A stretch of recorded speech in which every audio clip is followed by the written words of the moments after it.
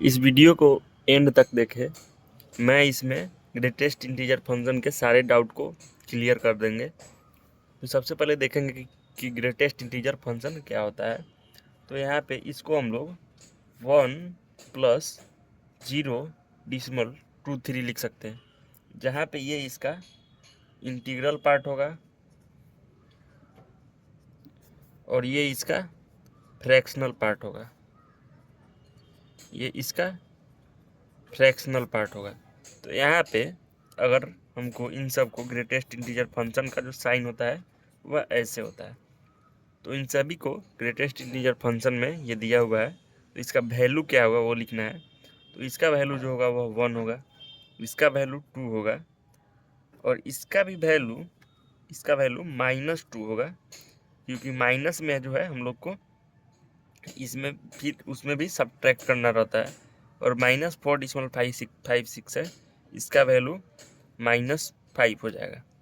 उसी प्रकार से अगर यहाँ पे हम लोग देखें इन सभी का ग्रेटेस्ट इंटीजर फंक्शन, तो ये 1 के बाद ये जितना फ्रैक्शनल पार्ट है ये सभी हट जाएगा। इसका वैल्यू भी 1 हो जाएगा, इसका वैल्यू भी 1 हो जाएगा, इसका वैल्यू भी 1, इसका वैल्यू भी 1, इसका वैल्यू भी 1, ये सभी क्या हो जाएगा 1 हो जाएगा, क्योंकि इसका जितने भी फ्रैक्शनल पार्ट है वो यहाँ से हट जा रहा है। तो ये एक ग्रेटेस्ट इंटीजर फंक्शन बन जा रहा है। उसके बाद हम लोग इसका ग्राफ देखेंगे। तो इसके ग्राफ के लिए यहाँ पे देखेंगे, इसका ग्राफ कुछ इस प्रकार से बनता है, क्योंकि हम यहाँ पे 1 से 2 के बीच में जितना भी वैल्यू डालेंगे तो उसमें कुछ ना कुछ फ्रैक्शन रहेगा, तो इसका जो वैल्यू होगा वो ये सभी आएगा। उसी प्रकार से 2 से 3 के बीच में जितना भी वैल्यू अगर डालेंगे तो सभी का वैल्यू 3 आ जाएगा, यानी सभी 3 के इक्वल होगा। उसी प्रकार से अगर 3 से 4 के बीच में जो भी वैल्यू होगा सभी का जो ग्रेटेस्ट इंटीजर फंक्शन निकलेगा वो 3 निकलेगा। उसी प्रकार अगर 0 से -1 के बीच में है वो सभी -1 होगा। तो यहाँ पे हम एक ग्रेटेस्ट इंटीजर फंक्शन का एक्चुअल ग्राफ यहाँ पे बनाएंगे कि कैसे बनता है। तो हम यहाँ पे देखेंगे कि 1 है तो ये तो 1 ही होगा। अगर हम लोग x1 डालें तो y क्या आएगा 1 आएगा, ठीक है। और अगर x 1.1 डाले यानी x 1.1 डाले तो y क्या आएगा तब भी 1 ही आएगा।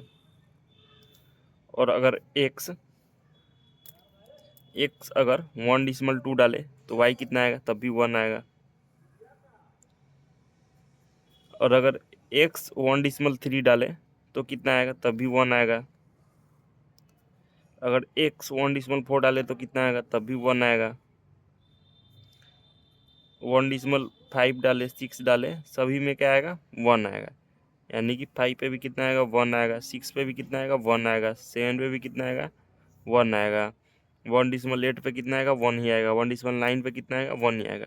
इसके आगे भी बढ़ेंगे तो 1 ही आएगा, यानी कि यहाँ से यहाँ के जितना भी वैल्यू है सभी का जो आउटपुट आएगा वो 1 ही आएगा, यानी कि ये वैल्यू। तो इसलिए जो ग्राफ है वो इसी टाइप का बनता है ग्रेटेस्ट इंटीजर फंक्शन के लिए।